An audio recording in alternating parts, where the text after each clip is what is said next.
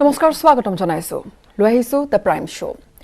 জীৱন কিমান জটিল হ'ব পাৰে কিমান জটিলতাৰ মাজেৰে তিনিটিকৈ কণমানিয়ে জীৱন অতিবাহিত কৰিছে এই মুহূৰ্তত যি বিষয় লৈ আহিছো যি প্ৰসংগ বা যি কাহিনী লৈ আহিছো হয়তো দেখিলে বা শুনিলে হয়তো আপোনাৰো দুগালেৰে চকুলো নিগৰিব ঘাট মাৰা তিনিটিকৈ কণমানি আৰু তেওঁলোকৰ জীৱন ইমান অসহায় হৈ পৰিছে যে সেই তিনিটি কণমানিয়ে এগৰাকী ডাঙৰ গৰাকী 13 বছৰীয়া তাৰ পিছত 11 মান বছৰৰ দ্বিতীয়টি সন্তান আৰু একেবাৰে কণমানি সন্তানটি 4 বছৰ ডাঙৰ যিগৰাকী বায়েক হে বায়েকে দুটি কণমানি ভাতৃক চোৱাচিতা কৰিছে ভাত বনাই দিছে কণমানি 4 বছৰীয়া শিশুটিক ভাতৃক অৰ্থাৎ ভাত খুৱাই পৰ্যন্ত দিছে এনেদৰে তেওঁলোকে এইভাবে জীৱন অতিবাহিত কৰিবলগীয়া হৈছে কিয়নো পিতৃক তেওঁলোকে ইয়াৰ পূৰ্বে হেৰুৱাইছিল আৰু হেহতিয়াকৈ তেওঁলোকে আজি প্ৰায় এটা পান পহেক পূৰ্বে তেওঁলোকে মাতৃকো হেৰুৱালে আৰু এতিয়া পিতৃ মাতৃ নাই এখন ভগা ঘৰটোত কি ধৰণৰ অৱস্থা আমি দেখুৱাইছো আজি দিনৰ ভাগৰে পৰা আমি এই খবৰ আপোনালোকক দেখুৱাইছো জোৰহাটৰ এই খবৰ আৰু এই তিনিটিকৈ কণমানি এই ঘৰটোত অকলে তেওঁলোকে দিন পাৰ কৰিবলগীয়া হৈছে ওচৰ চুবুৰীয়া আছে ওচৰতে তেওঁলোকৰ আত্মীয় স্বজনো আছে কিন্তু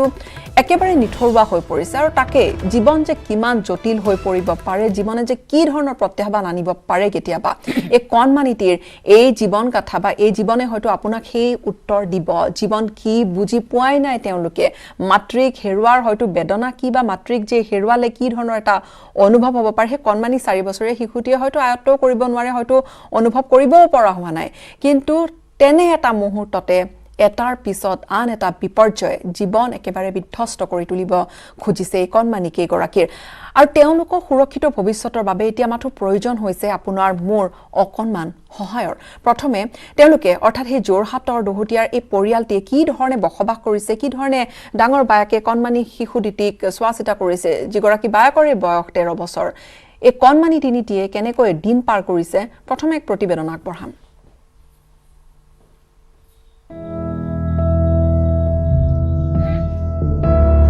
জীৱনৰ পাকচক্ৰত পৰি নিথৰুৱা তিনি কণমানি উৰুখা পজাত পাৰ কৰিছে অসহায় জীৱন কণমানি পাপুলি মৃন্ময় অভিৰাজহঁতৰ জীৱন কাহিনী শুনিলে সেমিকি উঠিব আপোনাৰ দুচকু যোৰহাটৰ দহোটিয়াৰ এই জৰাজীৰ্ণ ঘৰটোতে অসহায়ভাৱে জীৱন যাপন কৰি আহিছে ঘাট মাওৰা তিনি কণমানিয়ে তেওঁলোকৰ পিতৃ মৃদুল বৰাৰ মৃত্যু হৈছিল প্ৰায় 3 বছৰ পূৰ্বে কিন্তু নিষ্ঠুৰ নিয়তিৰ কি কৰুণ পৰিহাস পিতৃৰ মৃত্যুৰ পাছতে অসুস্থ হৈ পৰা মাতৃ জানকী বৰাৰো মৃত্যু হয় এপহেক পূৰ্বে আৰু এতিয়া জীৱন কি বুজি পোৱাৰ পূৰ্বে দুই কণমানি ভাতৃৰ দায়িত্ব লৈ পৰিয়াল চলাবলগীয়া হৈছে কণমানি পাপুলিয়ে আনকি আনৰ পথাৰত কাম কৰি পোৱা ধনেৰে মাতৃৰ চিকিৎসা ব্যয় বহন কৰিছিল দুৰ্ভগীয়া পাপুলিয়ে কেনেকৈ চলিছা মানে ৰন্ধা বঢ়া কোনে কৰে তুমি কৰা তুমি পঢ়িছিলা নাই পঢ়িছিলোঁ তাৰপিছত স্কুল এৰিলা নেকি স্কুল মাৰ অসুখ পাবাই এতিয়া তোমাৰ ভাইটিকেইটাক কোনে চাইছে তুমি চোৱা মই চাওঁ আৰু চলিবৰ কাৰণে পইচা পাতি এইবিলাক কেনেকৈ যোগাৰ হয় মই যাওঁ কেতিয়াবা পথাৰলৈ তুমি পথাৰত কাম কৰা পথাৰত কাম কৰিলে কেইটকা পোৱা 250 টকা পাওঁ 250 টকা পোৱা চলিবলৈ টনাটনি হৈছে বহুত হা পিতৃ মাতৃৰ মৃত্যুৰ পিছত কণমানি কেইটা থাকিব পৰাকৈ গাঁৱৰ নয়নজ্যোতি পুথিঘৰৰ যুৱকসকলে মেৰামতি কৰি দিছে এই ঘৰটো তোমালোক তিনিটা অকলে থাকোঁতে ভয় নালাগে নে লাগে হা লাগে ৰন্ধা বঢ়া কোনে কৰে বায়ে কৰে বায়ে কৰে তুমি কোন ক্লাছত পঢ়িছিলা ক্লাছ 5 এতিয়াও পঢ়ি আছানে আকৌ পঢ়িবা নহয় নে ভালকৈ পঢ়িম পঢ়িবা ওচৰতে থকা আত্মীয়সকল তথা গাঁৱৰ হৃদয়বান লোকসকলে কণমানিকেইটাক সহায় আগবঢ়াই আহিছে যদিও কণমানিকেইটিৰ ভৱিষ্যতক লৈ বৰ্তমান দেখা দিছে তীব্ৰ আশংকাই যদি ল'ৰা ছোৱালীকেইটাই উচিত শিক্ষা পায় খোৱা বোৱা যিখিনি কাপোৰ কানি বা সুবিধা পায় সেইখিনি যদি চৰকাৰে দায়িত্ব লয় বা কোনোবা স্বেচ্ছাসেৱী অনুষ্ঠান হৃদয়বান ব্যক্তি এই শিশু তিনিটাৰ কণ শিশু তিনিটাৰ ভৱিষ্যত যাতে উজ্জ্বল হয় আমি সেইটোকে কামনা কৰিছোঁ ল'ৰা ছোৱালীকেইটাৰ ভৱিষ্যতটো ভাল হওক সেইটোৱে মোৰ ফালৰ পৰা বিচাৰিছোঁ ৰোগীয়া মাতৃৰ শুশ্ৰূষাৰ বাবে এবছৰ পূৰ্বেই ৭ম শ্ৰেণীলৈকে পঢ়ি বিদ্যালয় ত্যাগ কৰিবলৈ বাধ্য হৈছিল ১৩ বছৰীয়া পাপুলিয়ে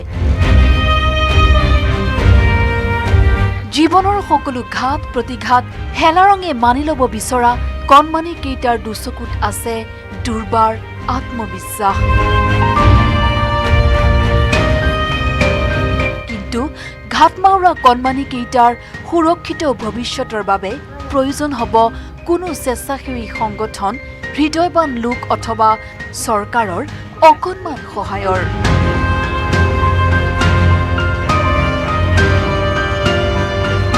যোৰহাটৰ পৰা গৌতম বৰাৰ report news 18 Assam north east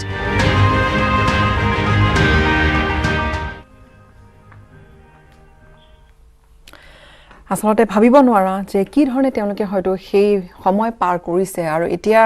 প্ৰথমে খবৰ পোহৰলৈ আনিছিল প্ৰথমে খবৰ আমালৈ সম্প্ৰচাৰ কৰিছিল আমাৰ যোৰহাটৰ সাংবাদিক গৌতম বৰাই আমি তেওঁলোকৰ সেই ঘৰখনলৈ লৈ যাম দৰ্শকক য'ত গৌতম বৰা আমাৰ সাংবাদিক উপস্থিত আছে আৰু এই মুহূৰ্তত ষ্টুডিঅ'ত আমাৰ সৈতে এগৰাকী অতিথি আছে মই স্বাগতম জনাবলৈ বিচাৰিছোঁ ডক্টৰ সুনিতা চাংককটি তেখেত অধ্যক্ষ চাইল্ড ৰাইটছ কমিশ্যন অসম আপোনাক স্বাগতম জনাইছোঁ আমি সম্ভৱতঃ কিছু আলোচনা কৰিম এই এনেকুৱা আমি ঘটনা যেতিয়া এটা পাওঁ আমাৰ সঁচাকৈ বুকু বিষাই যোৱা কিছু ঘটনা আমি পাম বিষয়ে আমি আলোচনা কৰিম আৰু লগতে সংযুক্ত হৈছোঁ আমাৰ সৈতে এই মুহূৰ্তত পোনপটীয়া সম্প্ৰচাৰত সংযুক্ত হৈছে জ্যেষ্ঠ অধিবক্তা অসীম চমুৱা ডাঙৰীয়া আপোনাকো স্বাগতম জনাইছোঁ মই আপোনাৰ ওচৰলৈ যাম কিন্তু প্ৰথমে যোৰহাটলৈ আচলতে সেই ঘৰখনলৈ লৈ যাবলৈ বিচাৰিছোঁ দৰ্শকক গৌতম তাত উপস্থিত আছে গৌতম আপুনি কালি প্ৰথম এই গোটেই ঘটনাটো আমাৰ যি নিউজ 18 অসম নৰ্থ ইষ্টৰ ফেচবুক পেজ তাত আপুনি প্ৰথমে পোনপটীয়া সম্প্ৰচাৰ কৰিছিল লাইভ কৰিছিল আৰু তাৰপিছত বিভিন্নজনে আচলতে প্ৰতিক্ৰিয়া ব্যক্ত কৰিছে আৰু শেহতীয়াকৈ আমি জানিব পৰা মতে যোৰহাট জিলা পৰিষদৰ মুখ্য কাৰ্যবাহী বিষয়াসহ এটি দল তাত উপস্থিত হৈছে এতিয়া যি পৰিৱেশ ঘৰখনৰ তাত এটা বৰ্ণনা কৰিব নোৱাৰা বা এটা ভাবিব নোৱাৰা বিষয় যে জীৱন কিমান জটিল হ'ব পাৰে গৌতম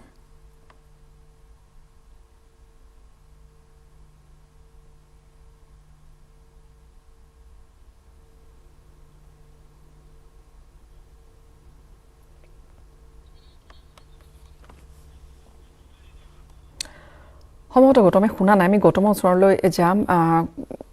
ডক্টৰ সুনিতা চাংককটি আপুনি কি কয় আজি এই ঘটনাটো দেখিলে তেওঁলোকৰ এটা পষেক পূৰ্বে তেওঁলোকৰ মাতৃৰ বিয়োগ হ'ল পিতৃ ইয়াৰ কিছু বছৰ পূৰ্বে ঢুকাইছিলে আৰু তাৰ পিছত তেওঁলোকে এতিয়া ডাঙৰ যিগৰাকী সন্তান 13 বছৰ তেওঁ চোৱাচিতা কৰি আছে কণমানি দুই ভাতৃৰ অতি মৰ্মান্তিক বা অতি দুখ লগা বেয়া লগা বুকু বিষাই যোৱা এটা ঘটনা তেওঁলোকক এতিয়া কি ধৰণে সহায় কৰিব পৰা যায় গাঁৱৰ ওচৰ চুবুৰীয়া তেওঁলোকে সকলোৱে কৈছে যে কিবা এটা তেওঁলোকক আচলতে তেওঁলোক যাতে পঢ়া পাতি মিছ নহয় তেওঁলোক যাতে সংস্থাপিত হয় তেওঁলোকে যাতে মানুহ হ'ব পাৰে এনেকুৱা এটা অৱস্থাৰ পৰা উঠি সহায় কৰিব লাগে এতিয়া কি ধৰণে সহায় কৰিব পৰা যায় প্ৰথম কথা মই ক'ব খুজিছোঁ এনেকুৱা ধৰণৰ কেইবাটাও ঘটনা মৰ্মান্তিক ঘটনা পোহৰলৈ আহিছে আৰু এইটো যোৰহাটৰ ঘটনা ইয়াৰ উপৰিও মাজুলীতো ঠিক তেনেকুৱা ধৰণৰ ঘটনা হৈছে আৰু প্ৰত্যেকখন অসমৰ প্ৰায় কেইবাখনো জিলাৰ পৰাই এনেকুৱা ধৰণৰ ঘটনা আমি জানিব পাৰিছোঁ এতিয়া কিছুমান ঘটনা আমিতো সকলোৱে জানো যে ক'ভিডত বহুত পিতৃ মাতৃৰ বহুত সন্তান পিতৃ মাতৃ হাৰা হৈছে গতিকে সেইসকলৰ কাৰণে আমাৰ মাননীয় মুখ্যমন্ত্ৰী ডক্টৰ হিমন্ত বিশ্ব শৰ্মা ডাঙৰীয়াই যিখন আঁচনি শিশু সেৱা আঁচনি আনিছে সেই আঁচনিখনৰ দ্বাৰা সকলো শিশু উপকৃত হ'ব আৰু সেই শিশু যিসকলে পিতৃ মাতৃহীন হৈছে তেওঁলোকৰ শিক্ষা দীক্ষা বা সকলো তেওঁলোকৰ সুবিধা প্ৰাপ্ত হ'ব আৰু বহুত শিশু অকল কেৱল যে ক'ভিডতে নহয় বহুত ৰিচেণ্টলিও আমি কেইবাটাও ঘটনা পাইছোঁ মই কৈছোঁৱেই ইতিমধ্যে যেনেকৈ মাজুলীত এটা মই ক'ব খুজিছোঁ মাজুলীত এনেকুৱা এটা ঘটনা হওঁতে আমাৰ শিশু অধিকাৰ সুৰক্ষা সুৰক্ষা আয়োগৰ তৰফৰ পৰা আমাৰ সদস্য এগৰাকী তেখেতে গৈ মাজুলীলৈ গৈছে সেই পৰিয়ালটোক লগ কৰি আহিছে আৰু আমি জানিব পৰা মতে মাজুলীৰ যিটো জিলা শিশু চাইল্ড ৱেলফেয়াৰ কমিটি আছে তেওঁলোকৰ ইনিচিয়েটিভত তাৰ মাজুলীৰ উপায়ুক্তই মাননীয় মুখ্যমন্ত্ৰী ডাঙৰীয়াৰ তেখেতৰ ফাণ্ডৰ পৰা এই শিশুকেইটিক 50,000 টকাৰ এটা আৰ্থিক সাহায্য আগবঢ়াইছে আৰু তাতে তেওঁলোকে যদিও পৰিয়ালৰ লোকসকল খুব দৰিদ্ৰ পৰিয়াল খুৰাক বা তেনেকৈ দদায়েক তেনেকৈ আছে কিন্তু তেওঁলোকে এই শিশুকেইটিৰ দায়িত্ব গ্ৰহণ কৰিছে আৰু এতিয়া এই শিশুকেইটিৰ পঢ়া শুনাৰ বা যি তেওঁলোকৰ সংস্থাপনৰ কাৰণে সেইখিনি ব্যৱস্থা মানে এটা প্ৰচেষ্টা কৰি থকা হৈছে হয় ঠিক তেনেকুৱা ধৰণেৰে আমাৰ কেইবাটাও ঘটনা মই উল্লেখ কৰিছোঁ যে আমাৰ আয়োগৰ সদস্য গৈছে তেনেকৈ গৈ লগে লগে লগ কৰিছে মই নিজেও ঠিক একেধৰণৰ এটা ঘটনা আমি ছয়গাঁৱত শুনিবলৈ পালোঁ লগে লগে আমি গৈছোঁ গৈ এই শিশুসকলক আমি কেনেকুৱা ধৰণেৰে কৰিব পাৰোঁ সংস্থাপিত কৰিব পাৰোঁ তাৰ কাৰণে আমি এটা প্ৰক্ৰিয়া আছে মই আহিম প্ৰক্ৰিয়াটোলৈ আহিম মই সম্ভৱতঃ সংযোগ হ'বলৈ সক্ষম হৈছোঁ এইবাৰ গৌতমৰ সৈতে গৌতম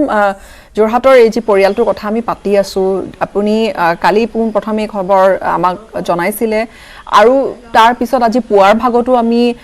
এই বাতৰি আমি দৰ্শকক দেখুৱাইছোঁ বা ঘৰখনৰ কি পৰিৱেশ সেয়া আমি দৰ্শকক দেখুৱাইছোঁ এতিয়া সকলোৱে আহ্বান জনাইছে যে সহায় হওক এই তিনিটি কণমানি শিশুৰ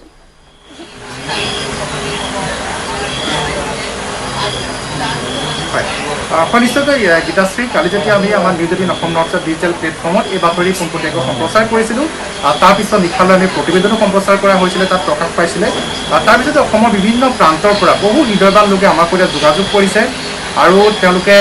সহায় কৰিব বিচাৰিছে এই কণ শিশুকেইটাক কিয়নো আমি যে জানিব পাৰিছোঁ যোগসূত্ৰৰ অভাৱ হৈ আছিলে অৰ্থাৎ এই শিশুকেইটিৰে এটা ঘৰত অকলশৰে একেঘৰত থাকিব লগা হৈছে তেওঁলোকৰ পিতৃ মাতৃৰ বিয়োগৰ পিছত সেই কথা প্ৰচাৰ হোৱাৰ পিছতে বহু হৃদয়বান লোক আগবাঢ়ি আহিছে আৰু গীতাশ্ৰী হয়তো কালি এই বাতৰি সম্প্ৰচাৰ কৰাৰ পিছত আপুনিয়ে মোলৈ প্ৰথমে ফোন কৰিছিলে সমগ্ৰ বিষয়টো জানিবৰ বাবে কেনেধৰণে শিশুকেইটা আছে আৰু সেয়াই আৰম্ভণি আছিলে আৰু আপোনাৰ পিছৰ পৰাই বহু লোকে ফোনযোগে যোগাযোগ কৰিছে সহায় কৰিবলৈ আগবাঢ়ি আহিছে আৰু তেওঁলোকক এডপ্ট কৰিবৰ কাৰণে বিচাৰিছে বহু পৰিয়ালে কিন্তু এতিয়া মোৰ সৈতে আছে তিনিওটি কণ শিশু মোৰ সৈতে আছে বিশেষকৈ অভিভাৱকৰ দায়িত্ব বৰ্তমান লৈছে পাপুলিয়ে যি সময়ত পাপুলিয়ে বৰ্তমান ক্লাছ 8ত পঢ়িব লাগিছিলে তুমি হয় নাই 7ত পঢ়িব লাগিছিলে 7ত পঢ়ি থাকিব লাগিছিলে সেই সময়ত পাপুলিয়ে এই কণ যি নিজৰ ভাতৃ আছে সেই ভাতৃৰ তত্ত্বাৱধানৰ দায়িত্ব ল'ব লগা হৈছে অৰ্থাৎ পিতৃ মাতৃয়ে যিখিনি কাম কৰে সেই সকলোখিনি কাম বৰ্তমান এই কণ ভাতৃদ্বয়ৰ বাবে পাপুলিয়ে নিজে কৰিব লগা হৈছে পাপুলিয়ে আমাক যেতিয়া কালি কৈছিলে যে তাই পইচাৰ বাবে পথাৰত কাম কৰা বুলি আমাক জানিব দিছিলে কালি মই নিজে আহি দেখিছিলোঁ যে ভাত বাঢ়ি দিছে নিজৰ ভাতৃক আৰু ভাতৰ লগত আছিলে কেৱল মাত্ৰ ভাত আৰু নিমখ আৰু কেইটামান কেঁচা বুট গতিকে আমি বুজিছিলোঁ যে কেনেধৰণে আৰ্থিক এটা দীনতাৰ মাজেৰে পাৰ কৰিছে সেই কথা আমি যেতিয়া সম্প্ৰচাৰ কৰিছিলোঁ নিজে প্ৰত্যক্ষ কৰাৰ পিছত বহু লোকে ইতিমধ্যে সঁহাৰি আগবঢ়াইছে কিন্তু গীতাশ্ৰী মূল কথাটো সেইটো নহয় যে আমি সেই বাতৰিটো সম্প্ৰচাৰ কৰিলোঁ সম্প্ৰচাৰ কৰাৰ পিছত এনেধৰণে আৱেগিক হৈ বা সেই দৃশ্য দেখি বহু লোকে অৰ্থ সাহায্য আগবঢ়াবলৈ আহিছে বা তেওঁলোকে এডপ্ট কৰিব বিচাৰিছে কিন্তু পাপুলি মাত্ৰ এটা উদাহৰণহে অসমৰ যদি চুকে কোণে চোৱা যায় তেনেধৰণৰ বহু পাপুলি আছে যিসকল শিশুৱে কম বয়সতে জীৱন সংগ্ৰাম কৰিব লগা হৈছে তেওঁলোকে বিদ্যালয় শিক্ষা ত্যাগ কৰিব লগা হয় নিজৰ পৰিস্থিতিয়ে বাধ্য কৰাৰ বাবে সেইসকল শিশু কিয়নো এটা বৃহৎ বিভাগ আছে সমাজ কল্যাণ বিভাগ আৰু তেনেধৰণৰ চৰকাৰী বিভিন্ন আঁচনি আছে কিন্তু সেই আঁচনিসমূহে যাতে ঢুকি পায় কিন্তু যেতিয়া আমি বাতৰি সম্প্ৰচাৰ কৰি আমি দেখিবলৈ পালোঁ যে আজি যোৰহাট জিলা পৰিষদৰ অৰ্থাৎ পঞ্চায়ত আৰু গ্ৰামোন্নয়ন বিভাগৰ যে যোৰহাটৰ জিলা পৰিষদ আছে তাৰ মুখ্য কাৰ্যবাহী বিষয়াগৰাকী এটা দল লৈ ইয়াত উপস্থিত হয় তেওঁলোকৰ যিখিনি অসুবিধা তাৰ বুজ লয় তেওঁলোকৰ কাৰ্যালয়ৰ পৰা কিছু অৰ্থ সাহায্য দিয়ে আৰু তাৰ লগতে তেওঁলোকৰ যি আঁচনি আছে সেই আঁচনিৰ জৰিয়তে আঁচনিৰ বাবে তেওঁলোকক কিছু অৰ্থ সাহায্য দিয়াৰ চেষ্টা কৰিছে আৰু আমি দেখুৱাইছোঁ যে এতিয়া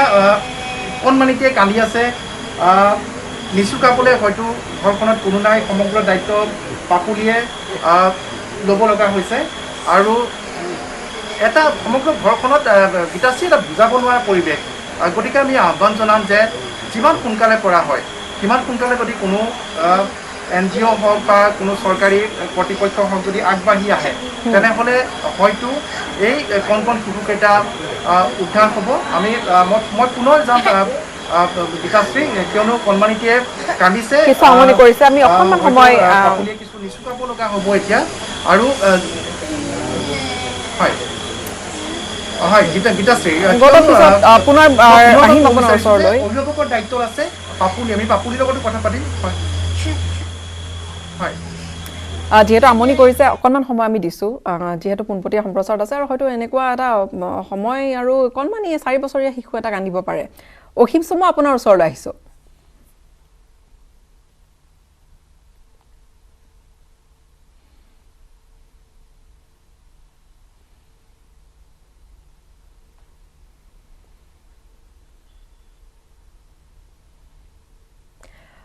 মোক যদি শুনিছে অসীম চমুৱা ডাঙৰীয়া, আপুনি নিশ্চয়কৈ পৰিৱেশটো তাত চাইছে, কণমানিটিয়ে কান্দি আছে, নিচুকাবলৈ হয়তো মাতৃ থাকিব লাগিছিল,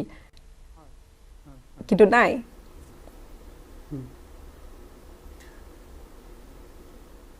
হয়, মই আজি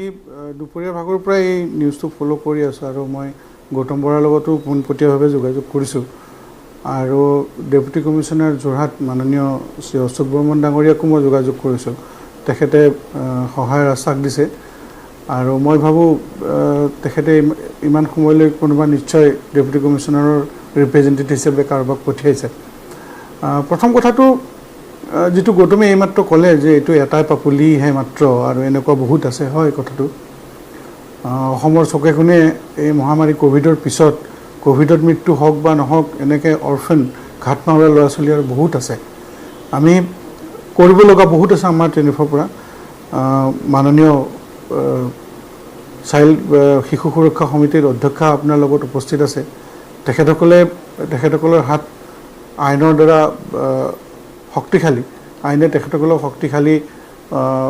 হাত এখন দিছে আৰু পাৱাৰ দিছে, ক্ষমতা দিছে। সেই ক্ষমতা ব্যৱহাৰ কৰি এইসকল ল'ৰা শিশুক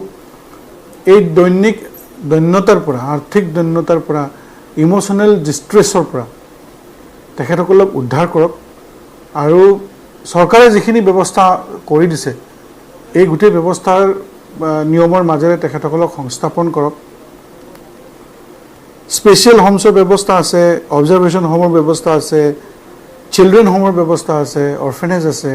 ষ্টেটে ৰান কৰা এই ডিষ্ট্ৰিক্ট কমিটি যিবিলাক আছে, শিশু সুৰক্ষা সমিতি যিটো প্ৰত্যেক ডিষ্ট্ৰিক্টতে আছে, এই জিলাসমূহৰ কমিটিসমূহে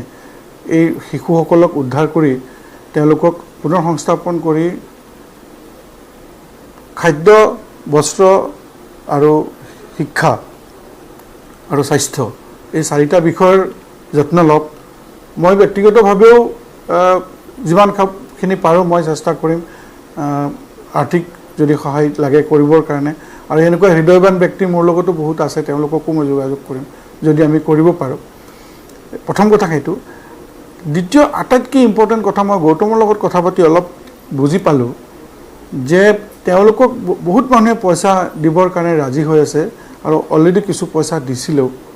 কিন্তু অকণমান যিহেতু শিশুকেইটা বহুতেই সৰু, পাপুলি 13 বছৰ বয়স, তাইতো বুজিয়ে উঠা নাই কি হৈছে, বাকী দুটাৰ কথা মই নকওঁৱে। অকণমান মিছ হেণ্ডেল হোৱাৰো চান্স আছে বুলি যেন মোৰ লাগিছে, পইচা বা তেনেকুৱা কথা। আজি যদি তেওঁলোকক অৰফেনেজ হোমলৈ বা চাইল্ড কেয়াৰ হোমলৈ লৈ যোৱা হয়, চিলড্ৰেন হোমলৈ লৈ যোৱা হয়, হ'লে তেওঁলোকৰ প্ৰপাৰ্টিও আছে তাত, মাটিখিনি নিশ্চয় তেওঁলোকৰ ঘৰৰ মাটি, পৈতৃক সম্পত্তি, সেইখিনিও এনক্ৰচমেণ্টৰ চান্স এটা থাকিব। মই আজি ব্যক্তিগতভাৱে যেতিয়া অশোক বৰ্মন ডাঙৰীয়াৰ লগত কথা পাতিছিলোঁ, DC respected deputy commissioner Jorhat, মই তেখেতক সেই কথাটো কৈছোঁ যে আপোনালোকে শিশুকেইটাক উদ্ধাৰ কৰি সংস্থাপন কৰিব হয়, কিন্তু এট দ্য ছেইম টাইম সিহঁতৰ প্ৰপাৰ্টিও প্ৰটেকশ্যন দিব লাগিব। আৰু যদি এইখিনি কাম অহা 1 মাহমানৰ ভিতৰত হৈ নুঠে, তেতিয়াহ'লে আমি গুৱাহাটী উচ্চ ন্যায়ালয়ৰ দুৱাৰত টুকৰ মাৰিবলৈ বাধ্য হ'ম, আৰু তাৰ বাবে মই সাজু আছোঁ। মই গৌতমৰ লগতো কথা পাতিম, আপোনাৰ লগতো কথা পাতিম, আমাক যিখিনি ফিডবেক লাগে আমি সংঘবদ্ধভাৱে আমি সকলোৱে ডেফিনেটলি ন্যায়ালয়ৰ কাষ চাপিম। যদি আমি বিচৰা ধৰণে এই ল'ৰা ছোৱালীকেইটাৰ সংস্থাপন নহয়, আইনমতে পাব লগাখিনি আজি অধ্যক্ষ ডাঙৰীয়াই বাইদেৱে কৈছে অলপ আগতে, যে মুখ্যমন্ত্ৰী ডাঙৰীয়াৰ এটা স্কিম আছে, খুব ভাল স্কিম ডিক্লেয়াৰ কৰিছে, এই স্কিমৰ অধীনতো এই শিশুকেইটাই ডেফিনেটলি সহায় সুবিধা পাব লাগিব। আৰু এইখিনি যদি নাপায় তেতিয়াহ'লে নিশ্চয় আমি ন্যায়ালয়ৰ কাষলৈ যোৱাৰ দৰকাৰ হ'লে যাব লাগিব। এই ল'ৰা ছোৱালী তিনিটাক মুঠতে প্ৰটেকশ্যন দিব লাগিব। যিহেতু মাটি বাৰী বা প্ৰপাৰ্টিৰ কথাখিনি আপুনি উল্লেখ কৰিছে, লিগেল গাৰ্জেনৰ কথা আহি পৰিব, এনেকুৱা বহুখিনি কথা আচলতে আহি পৰে যিখিনি আমি সচৰাচৰ এনেকুৱা ঘটনাবোৰ শুনি থাকোঁ, আমি সকলোৱে আফচোচ কৰোঁ। বা আজিৰ দিনটোতো এই ঘটনা শুনাৰ লগে লগে ডক্টৰ চাংকাকতি বহু লোকে আচলতে তেওঁলোকক সহায় কৰিবলৈ আগবাঢ়ি গৈছে। কিন্তু মূল কথাটো হৈছে এইখিনিতে ধৰক এই দুদিনতে টকা পইচা যোগাৰ হ'ব, কিন্তু টকা পইচা যোগাৰ হৈ ধৰক আমি তেওঁলোক তেনেকৈ থাকিবলৈ বিচাৰিলে টকা পইচাখিনি নিশ্চয়কৈ কাৰোবাৰ এটা একাউণ্টত জমা দিব, একাউণ্টত জমা দিয়াৰ লগে লগে কোনোবা লিগেল অভিভাৱকৰ কথা আহি পৰিব, লিগেল গাৰ্জেনৰ কথা আহি পৰিব।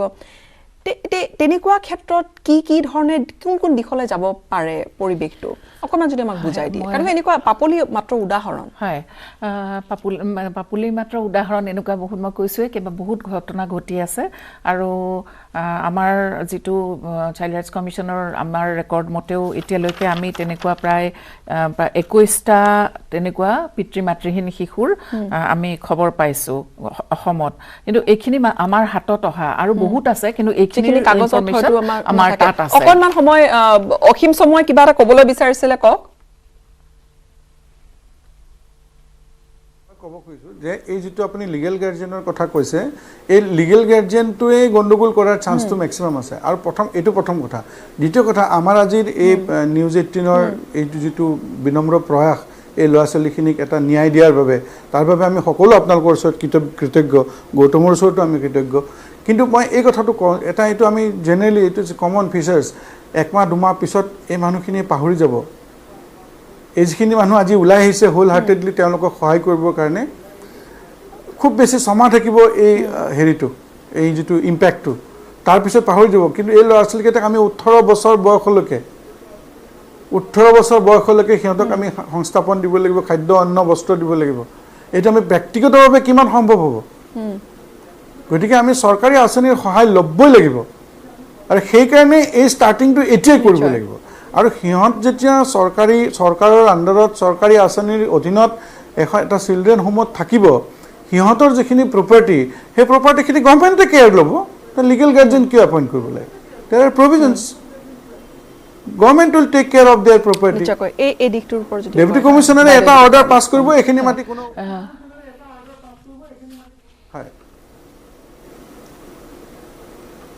আপুনি যদি অকণমান এইখিনি বিষয়ৰ ওপৰতে আমাক অকণমান যদি কয়। হয়,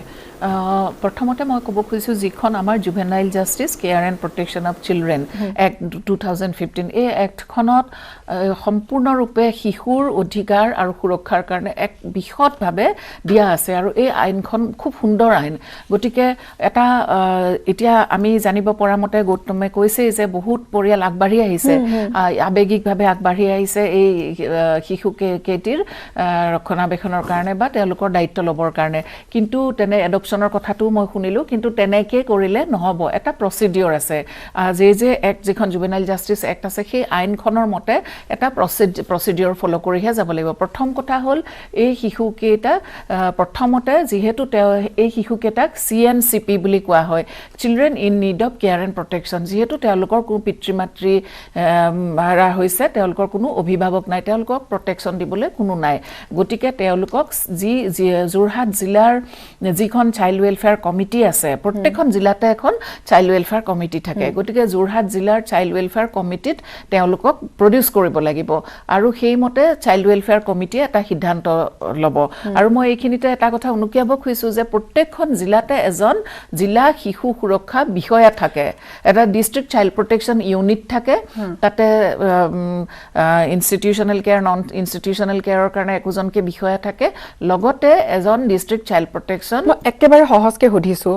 আমি কেতিয়াও কোনো পাপলি মৃন্ময় হোৱা আমি কেতিয়াও আশা নকৰোঁ, বা কেতিয়াও আমি নাভাবোঁ সেইষাৰ কথা, কোনো নহওক পাপলি মৃন্ময়ৰ দৰে অৱস্থা। কিন্তু কেতিয়াবা যদি তেনেকুৱা হয় কাৰোবাৰ, ওচৰ চুবুৰীয়া মানুহ আছে, তেওঁলোকে প্ৰথমে এইখিনি কথা কাক জনাব? কিয়নো এই আজি যিখিনি পাপুলি মৃন্ময়হঁতৰ যিটো ঘটনা ঘটিছে তেওঁলোকৰ বহুতে নাজানে কাক গৈ ক'ব তেওঁলোকে স্কিমখন তেওঁলোকে কেনেকৈ ঢুকি পাব তেওঁলোকে প্ৰথম কাক জনাব এইখিনি কথা এইটো এটা সচেতনতাৰ খুবেই প্ৰয়োজন যে জিলা যেনেকৈ আমাৰ প্ৰত্যেকখন জিলাতে যিবিলাক বিভাগ আছে অন্য বিভাগৰ বিষয়ে সকলোৱে জানে কিন্তু এই যে শিশু সুৰক্ষা বিভাগ শিশু সুৰক্ষা এটা গোট আছে এটা অফিচ আছে এইটোৰ বিষয়ে নাজানে আৰু কিছুমান জিলাত চাইল্ড লাইন আছে বহুত জিলাত চাইল্ড লাইন আছে কিন্তু সকলো জিলাতে অৱশ্যে নাই তেওঁলোকে 13খন জিলাত আছে লাহে লাহে সকলোতে হ'ব চাইল্ড লাইনকো খবৰ দিব পাৰে যোনে চাইল্ড লাইনৰ দায়িত্ব হয় 109 998 এই নম্বৰটো মনত ৰাখিলেই হ'ল আৰু নহলে য'ত নাই তেতিয়া তেওঁলোকে ডিস্ট্ৰিক্ট চাইল্ড প্ৰটেকশ্যন অফিচাৰৰ লগত যোগাযোগ বাৰু খুব বেছি মই সিম্পল ভাৱে যদি মই কওঁ তেওঁলোকে জিলা উপায়ুক্তৰ ওচৰলৈ গ'লেও হ'ল উপায়ুক্ত গৈ পেলাই ক'লেহে যে এনেকুৱা পাপুলিহঁতৰ যিটো হৈছে যে তেনেকুৱা যে আমাক যোগাযোগ কৰাই দিয়ক গতিকে জিলা উপায়ুক্তৰ অফিচৰ পৰাই তেওঁলোকক জিলা উপায়ুক্ত গৰাকীৰ ওচৰলৈও তেওঁলোকে যাবলৈ সক্ষম নহল ওচৰ থানাখনলৈ গৈ যদি তেওঁলোকে যোগাযোগ কৰে থানাখনতো তেওঁলোকে ক'ব পাৰে কাৰণ আজি থানা সকল মানে কথা হ'ল যে যিসকল থানাৰ বিষয়ে আছে তেওঁলোকৰো এই সচেতনতাটো থকাটো প্ৰয়োজন এতিয়া বৰ্তমান আৰক্ষী বিভাগৰ পৰা একেবাৰে থানালৈকে তেওঁলোকক সচেতনতাৰ কাৰণে বিশেষকৈ জুভেনাইল জাষ্টিস এক্টখনৰ বিষয়ে তেওঁলোককো জনাবৰ কাৰণে সেন্সিটাইজ কৰিবৰ কাৰণে প্ৰচেষ্টা কৰি থকা হৈছে গতিকে তেওঁলোকৰ আৰু এটা কথা যে থানাৰ যিজন সেকেন্ড ওসি তেওঁ হ'ল চাইল্ড প্ৰটেকশ্যন অফিচাৰ এই কথাটো বহুতে নাজানে গতিকে তেওঁ সেকেন্ড ওসি জনৰ তেওঁ কেতিয়াও ক'ব নোৱাৰে যে মই একো নাজানো বুলি গতিকে তেওঁ চাইল্ড প্ৰটেকশ্যন অফিচাৰ তেওঁ জানিবই লাগিব গতিকে তেওঁ থানালৈ গৈ যদি চাইল্ড সেকেন্ড ওসি জনৰ লগতো যোগাযোগ কৰে তেওঁ দায়িত্বখিনি ল'ব গতিকে এই মানে আমাৰ থানাৰ লগত যেটো সম্পৰ্ক মানুহৰ ৰাইজৰ সেই সম্পৰ্কটো ভাল কৰিব লাগিব প্ৰথমতে আৰু তাত জনাব লাগিব আৰু তাৰ পিছৰখিনি বাৰু মই লাহে লাহে কৈ আছো মোৰ এটা সময় বাণিজ্যিক বিৰতিৰ সময় হৈছে এটা বিৰতি লম আৰু যেহেতু এই ঘটনা পোহৰলৈ অহাৰ লগে লগে বা এই ঘটনাটো সকলোৱে গম পোৱাৰ লগে লগে প্ৰাক্তন মন্ত্ৰী প্ৰমীলা ৰাণী ব্ৰহ্ম ডাঙৰীয়ানী তেখেত আগবাঢ়ি আহিছে তেখেতে আগ্ৰহ প্ৰকাশ কৰিছে যে তেখেতে দায়িত্ব ল'ব বিচাৰে যদি দিয়ে যদি গুটেখিনি হয় তেতিয়াহলে তেখেতে দায়িত্ব ল'বলৈ বিচাৰে আমি হে ভাষ্য লৈ আহিম আৰু সম্ভৱত আমি তেখেতৰ সৈতে যোগাযোগ কৰিবলৈ সক্ষম হ'ম এটা বিৰতিৰ পিছত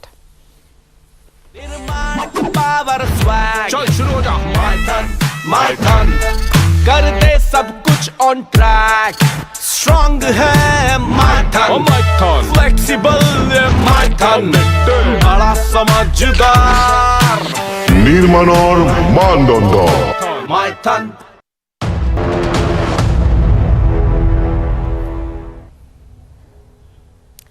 বিৰতি এটাৰ পিছত পুনৰবাৰ স্বাগতম জনাইছো আমি কণমানি তিনিটি যোৰহাটৰ শিশুৰ কথা পাতি আছো আৰু কেৱল হে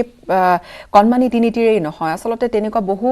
ঘাট মাৰা ল'ৰা ছোৱালী আছে শব্দটো ব্যৱহাৰ কৰিবলৈ বিৰাট টান লাগে কিন্তু তেনেকুৱা বহু পিতৃ-মাতৃ হেৰুৱা ল'ৰা ছোৱালী আছে যিসকলে হয়তো সঠিক দিহা পৰামৰ্শৰ অভাৱত হয়তো বহু এটা যন্ত্ৰণাকাতৰ বা এটা জটিল জীৱন পৰিক্ৰমা তেওঁলোকে অতিবাহিত কৰিবলগীয়া হৈছে বা জীৱন চলাই যাবলগীয়া তেওঁলোকে তেনেকুৱা এটা পৰিস্থিতিত পৰিছে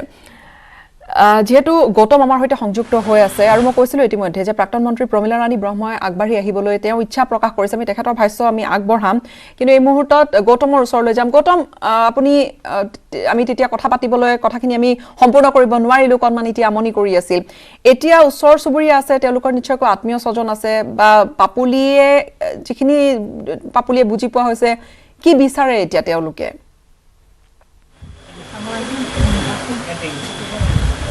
হয় নিশ্চয়কৈ গীতাশ্ৰী ওচৰ চুবুৰীয়া আছে আৰু যিসকল হৃদয়বান লোক আছে আৰু গাঁৱৰ যিসকল সচেতন যুৱক যি পোনপ্ৰথমে এই ঘটনা পোহৰলৈ আনিছিলে যে পাপুলিহঁতৰ যি দুৰ্দশা সেয়া উপলব্ধি কৰি তেওঁলোকে বিচাৰিছিলে যে চৰকাৰে সহায় কৰক তাৰ বাবে সংবাদ মাধ্যমক কাষ চাপিছিলে সেই যুৱকসকলো আমাৰ সৈতে আছে মই তেওঁলোকৰ পৰাও জানিবলৈ চেষ্টা কৰি মই দেখুৱাইছোঁ যে ইয়াতে পৰিৱেশটো ইয়াত বহু সংখ্যক লোক আছে আমি তেওঁলোকৰ পৰা যদি সম্ভৱ হয় আমি জানিবলৈ চেষ্টা কৰিম যে প্ৰথমে মই আপোনাৰ ওচৰলৈ আহিছোঁ দাদা অলপ ক'ব নেকি যে প্ৰমীলা ৰাণী ব্ৰহ্ম ডাঙৰীয়াই প্ৰাক্তন মন্ত্ৰী তেখেতেও বিচাৰিছে আপোনাৰ সহায় কৰিবৰ বাবে তেখেতে তিনিটা শিশুৰে দায়িত্ব ল'ব বিচাৰিছে হয় হয় হয় সেই কথাটো আমি বংশ পৰিয়ালৰ বৰদেউতাক বহি আছে তেওঁলোকৰ সৈতে আমি আলোচনা কৰিছোঁ তেওঁলোকে হয়তো ইতিবাচক এটা সিদ্ধান্ত দিব বুলি আশা কৰিছোঁ আৰু এই গোটেই কাহিনীটো এই অতি দুখৰ আৰু কৰুণ কাহিনীটো মোক এটা ফেচবুক একাউণ্ট আছে আৰু ইউটিউব চেনেল আছিলে মই যোৱা 7 তাৰিখে গোটেই কাহিনীটো প্ৰকাশ কৰাৰ আগত নয়নজ্যোতি পুথিভঁৰালৰ সম্পাদক আমাৰ বিতুপন নেওগ আৰু অন্য এক প্ৰয়াসৰ সুৰেশ বৰা NGO এটা আৰু জগত বৰা বিতুৰাজ নেওগ টুটু আৰু এই তৰুণ সকলোৰ সৈতে আলোচনা কৰিছিলোঁ। লগতে এই স্থানীয় অংগনবাদী কেন্দ্ৰৰ বাইদেউ শান্তনা বাইদেউ মোৰ সৈতে যোগাযোগ কৰিছিলে এনেকুৱা তেনেকুৱা কথা কি হ'ব। তাৰপিছতে মই আহি পৰিয়ালবৰ্গৰ লগত কথা পাতিছিলোঁ। কথা পাতি মই বোলো এইটো ভিডিঅ'টো বনাই যদি তেওঁলোকৰ এই দুখৰ অমানিশাখিনি দূৰ হয়, ভৱিষ্যতে যদি অলপ জীৱনটো সুন্দৰ হয়, নিৰাপত্তা পায়, স্বাস্থ্য শিক্ষা সকলো দিশৰ পৰা তেওঁলোকৰ ভৱিষ্যতটো উজ্জ্বল হয়, তাৰ কামনা কৰিয়েই মই প্ৰথম ইউটিউব চেনেলত যোৱা 7 তাৰিখে দিছিলোঁ। আৰু ইউটিউব চেনেলত দিয়াৰ ঠিক 15-10 মিনিটমানৰ পাছতেই যোৰহাটৰ নিউজ 18ৰ জ্যেষ্ঠ সাংবাদিক গৌতম বৰাদেৱে মোলৈ ফোন কৰিলে। ফোন কৰি লগালগ তেওঁ ক'লে যে মই এইটো কাহিনী এটা ষ্টৰি এটা বনাই মই প্ৰকাশ কৰিম, অতি দুখৰ অতি কৰুণ কাহিনী। আৰু তেওঁ কথামতে কাম সকলো আহি এই কাহিনীটো হয় ধন্যবাদ জনাইছোঁ। আৰু তেওঁলোকৰ বৰ্তাক আছে, মই বৰ্তাক ক'ব জানিব চেষ্টা কৰিম। বৰ্তা অলপ ক'ব নেকি যে প্ৰাক্তন মন্ত্ৰী প্ৰমীলাৰাণী ব্ৰহ্ম ডাঙৰীয়াই ইচ্ছা প্ৰকাশ কৰিছে যে তিনিওটা শিশুৰে দায়িত্ব ল'বৰ বাবে, আৰু অন্যান্য বহু লোকে আগবাঢ়িছে যে তেওঁলোকে আগবাঢ়িছে দায়িত্ব ল'বৰ বাবে, বহুতে এডপ্ট কৰিব বিচাৰিছে। আপোনালোকে কি বিচাৰে? মই সেই কথাষাৰ শুনি আমি খুব ভালেই পাইছোঁ, কিন্তু তিনিটা যদি ল'ৰা ছোৱালী একেলগে থাকিব পাৰে আমি বহুত সুখী হ'ম। আৰু থকাৰ আগতে আমি আজি মাকৰ সেই কৰ্মভাগ চলি আছে, গতিকে মই অকলেই নহয়, মোৰ বংশ পৰিয়াল ককাই ভাই বহুতো আছে, বাই ভনী সকলোৰ লগত পৰামৰ্শ কৰি মই এই সিদ্ধান্তটো আপোনালোকক জনাম। হয় ধন্যবাদ জনাইছোঁ। আৰু যিহেতু আজি যোৰহাট জিলা পৰিষদৰ পঞ্চায়ত আৰু গ্ৰামোন্নয়ন বিভাগৰ পৰা CEO ডাঙৰীয়া আহিছিলে, আহি কিছু আঁচনিৰ জৰিয়তে তেওঁলোকক সাহায্য প্ৰদান কৰাৰ কথা কৈছে। তাৰ বিষয়ববীয়া আছে, মই জানিব চেষ্টা কৰিম যে জিলা পৰিষদৰ তৰফৰ পঞ্চায়ত আৰু গ্ৰামোন্নয়ন বিভাগৰ পৰা কেনেধৰণৰ ব্যৱস্থা ল'বলৈ আপোনালোকে আগবাঢ়িছে? হয়, আজি আমি দিনত ইয়াত আহিছিলোঁ, আমাৰ CO ছাৰ আহিছিলে, স্থানীয় আমাৰ BDO ছাৰ আহিছিলে, লগতে গাঁও পঞ্চায়তৰ ছেক্ৰেটেৰী বা প্ৰেচিডেণ্ট সকলো আহিছিলে। ইয়াত আমি আহি পেলাই দেখিছোঁ যে ইয়াত তেওঁলোকৰ অৱস্থা খুবেই বেয়া, আৰু সেই গতিকে আমি বৰ্তমান আমাৰ ডিপাৰ্টমেণ্টৰ অধীনত আপোনাৰ নেশ্যনেল ফেমিলি বেনিফিট স্কিম আছে, তাৰ আণ্ডাৰত তেওঁলোকৰ যিগৰাকী জ্যেষ্ঠ কন্যা তেখেতক আমি 25,000 টকা আগবঢ়াম বুলি আজি কৈ থৈ গৈছোঁ। কিন্তু সদ্যহতে তেখেতৰ একাউণ্ট নম্বৰটো খোলাটো বহুত প্ৰয়োজনীয়, যিহেতু তেখেত এতিয়া মাইনৰ হয়, তেখেতৰ কোনো একাউণ্ট নম্বৰ নাই। একাউণ্ট নম্বৰটো নথকা হেতুকে আমাৰ CO ছাৰে কাইলৈৰ ভিতৰত একাউণ্ট নম্বৰ খুলিবৰ কাৰণে স্থানীয় গাঁও পঞ্চায়তৰ ছেক্ৰেটেৰীসকলক নিৰ্দেশ দিছে। তাৰোপৰি ইয়াৰ স্থানীয় ইয়াত দেখা গৈছে ইয়াত খোৱা পানী অলপমান ব্যৱস্থা নাই, সেইকাৰণে CO ছাৰে কৈছে যে কাইলৈৰ ভিতৰত ইয়াত যাতে টিউবৱেল বা তেনেকুৱা কিবা ইয়াত যাতে বহায়, আৰু তাৰ কাৰণে ইয়াত অলৰেডি কাম কাজ ষ্টাৰ্ট হৈছে, কাইলৈৰ ভিতৰত ইয়াত খোৱা পানী তেওঁলোকে পাই যাব। আৰু তাৰোপৰি আমাৰ জিলা পৰিষদৰ যিখিনি আমাৰ কৰ্মচাৰী আছে তেওঁলোকৰ পিনৰ পৰা আমি সামান্যতম কিবা পইচা তেওঁলোকক দিয়া হৈছে। আৰু তেওঁলোকক বিশেষকৈ এতিয়া তেওঁৰ প্ৰব্লেম হৈছে কি মাইনৰ কাৰণে একাউণ্টটো খুলিব লাগে, একাউণ্ট নুখুলিলে অলপমান প্ৰব্লেম হয় যিহেতু, তো সেইকাৰণে আমি কাইলৈৰ ভিতৰত একাউণ্ট খোলাৰ ব্যৱস্থাটো আমি তেওঁলোকক কৰি দিম, আৰু একাউণ্ট খোলাৰ পিছত তেওঁলোকক আমি NFBSৰ 25,000 টকা আগবঢ়াম। হয় ধন্যবাদ জনাইছোঁ। আৰু স্থানীয় সচেতন যুৱক আছে, আপুনিও কিছু কৰিছে আমি জানিব পাৰিছোঁ, অলপ ক'ব নেকি যে কি বিচাৰে? এনেধৰণৰ কণ শিশু, এনেধৰণৰ দুৰ্ভগীয়া শিশু অসমৰ বিভিন্ন প্ৰান্তত বহু আছে, কিন্তু চৰকাৰৰ এনে আঁচনি থাকিব লাগে যাৰ জৰিয়তে তেওঁলোকৰ ভৱিষ্যতসমূহ সুৰক্ষিত হয়, কি ক'ব? হয়, আচলতে মই এই পৰিয়ালটোৰ লগত আজিৰ পৰা প্ৰায় এবছৰমানৰ আগতেই আহিছিলোঁ। মাক যেতিয়া আছিলে তেতিয়া মাকৰ আধাৰ কাৰ্ড, পেন কাৰ্ড একো নাছিলে, একাউণ্ট নাছিলে, তেওঁ মোক জনাইছিলে। তেতিয়া মই কি কৰিছিলোঁ, আপোনাৰ ডকুমেণ্টছখিনি লৈ কামটো অলপ আগবঢ়াম বুলি ভাবিছিলোঁ, কিন্তু স্থানীয় এগৰাকী মানুহে দায়িত্বটো মোৰ পৰা কৰি দিম বুলি ক'লে, কিন্তু আজিলৈকে নকৰিলে। তাৰপাছত 3 দিনমানৰ আগত আমাৰ প্ৰণৱ নেওগ দাদাই ৰাতিপুৱা ফোন কৰিছে, ফোন কৰি মোক সুধি পাতিছে যে সুৰেশ এনেকুৱা হ'ল, এতিয়া আমি এই ল'ৰা ছোৱালী 3জনৰ কিবা এটা কৰিব লাগে। গতিকে মই চৰকাৰক বা আমাৰ যিসকল ৰাজনৈতিক নেতা স্থানীয় তেওঁলোকক এটাই অনুৰোধ জনাম, যাতে এনেকুৱা যিবিলাক পৰিয়াল, সেই পৰিয়ালবিলাকক এনেকুৱা অৱস্থা নোহোৱাৰ আগতেই যাতে যিখিনি চৰকাৰী সাহায্য থাকে, যিখিনি আঁচনি থাকে, সেই আঁচনিখিনি আগতীয়াকৈ দি এনেকৈ ল'ৰা ছোৱালীখিনি যাতে ঘাট মৰা নহয়। তেওঁলোকৰ হয়তো মাক যদি আমি উচিত সময়ত ট্ৰিটমেণ্ট কৰিলোহেঁতেন, বা তেওঁলোকৰ সেই মাকৰ একাউণ্ট এটা যদি খুলি দিলোহেঁতেন, আজি এতিয়া সেই ছোৱালীজনীৰ একাউণ্ট নাই, সেই অসুবিধাখিনি ছোৱালীজনীৰ সন্মুখীন নহ'লহেঁতেন। এতিয়া মই এটা পেন কাৰ্ডৰ কাৰণে অকণমান মই বিদায় লৈছোঁ আপোনাৰ পৰা। আচলতে সমস্যা বহুখিনি আছে। অসীম চমু ডাঙৰীয়া আপুনি নিশ্চয়কৈ শুনিছে কথোপকথনখিনি বুজি বহুতে নাপায় বা বহুতৰে হয়তো সজাগতাৰ অকণমান অভাৱ থাকে যাৰ পৰিপ্ৰেক্ষিতত এনেকুৱা পৰিস্থিতি আহি পৰেহি আৰু তাৰ পিছত বাতৰি প্ৰকাশ হোৱালৈকে যেন সকলো ৰৈ থাকে তাৰ পিছতহে কিবা এটা কৰা হয় মেইন কথাটো হৈছে সজাগতাৰ অভাৱৰ বাবে বহুখিনি জটিলতা আহি পৰে চমু ডাঙৰীয়া হয় হয় মেইন কথাটোতো সজাগতাৰে অভাৱ আমাৰ এই চৰকাৰী আঁচনিখিনি হিতাধিকাৰীসকলৰ ওচৰলৈ গৈ পাওঁতে বহুত পলম হয় এইটো সঁচা কথা আজি এইমাত্ৰ চাংকাকতি বাইদেৱে যিটো কথা ক'লে যে এতিয়ালৈকে তেখেতসকলে 21টা শিশুৰ এনেকুৱা 21টা শিশুৰ খবৰ পাইছে কিন্তু মই বাইদেউকো সুধিব বিচাৰিছোঁ এই 21টা শিশুৱে এতিয়ালৈকে এই আঁচনিসমূহৰ ফলাফল লাভালাভ কিবা পালেনে নাই তেখেতসকলক উদ্ধাৰ কৰা হ'লনে নাই বা পুনৰ সংস্থাপনৰ কাৰণে চিলড্ৰেন হোমত ৰাখিলেনে নাই এই খবৰটো ৰাইজে জানিব লাগে তেতিয়া কি হয় যে হয় চৰকাৰৰ এই স্কিমবিলাকৰ ওপৰত মানুহৰ আস্থা উভতি আহিব বা মানুহৰ আস্থা ৰাখিব তেতিয়া সকলোৱে গৈ আজি যেনেকৈ বাইদেৱে ক'লে চাংকতি বাইদেৱে ক'লে যে যিকোনো থানাৰ যিজন ছেকেণ্ড অ' চি হিজ দিছ চাইল্ড ৱেলফেয়াৰ অফিচাৰ এই কথাটো ময়ে নাজানিছিলোঁ মই আজিহে গম পাইছোঁ যে এজন ছেকেণ্ড অফিচাৰ এক্স অফিচিঅ' বা পদেন বুলি যিটো আমি অসমীয়াত কওঁ এক্স অফিচিঅ' চাইল্ড অফিচাৰ ৱেলফেয়াৰ অফিচাৰো হয় গতিকে এই কথাবিলাক কিয় প্ৰকাশ নহয় এই কথাবোৰ ৰাইজৰ মাজলৈ কিয় লৈ নাযায় কাৰ দায়িত্ব এইবোৰ চৰকাৰে স্কিম এটা ডিক্লেয়াৰ কৰি থৈ দিলে সেইটো সেনেকৈ কাগজত থাকিল আমাক এই যিবিলাক বিফিটিং মানুহ যিবোৰ এই দুৰ্গত অৱস্থাত থকা এই শিশুসকলক উদ্ধাৰ কৰাৰ কাৰণে ইমানবোৰ স্কিম আছে চৰকাৰেতো স্কিমৰো অভাৱ কৰা নাই আৰু দ্বিতীয় যিটো আটাইতকৈ ইম্পৰ্টেণ্ট কথা এই যে প্ৰচিডিউৰেল যিখিনি কথা নহয় যিটো চাংকাকতি বাইদেৱে কৈছে যে এটা নিৰ্দিষ্ট প্ৰক্ৰিয়াৰ মাজেৰে গৈ আমি নিব লাগিব এই প্ৰচিডিউৰটো দীঘলীয়া হ'ব নালাগে এই মই ভাবোঁ উইদিন এ উইক এই গোটেই কথাটো শেষ কৰিব লাগে ল'ৰা ছোৱালীখিনিক তাৰ পৰা উদ্ধাৰ কৰিব লাগে কৰি পুনৰ সংস্থাপন কৰিব লাগে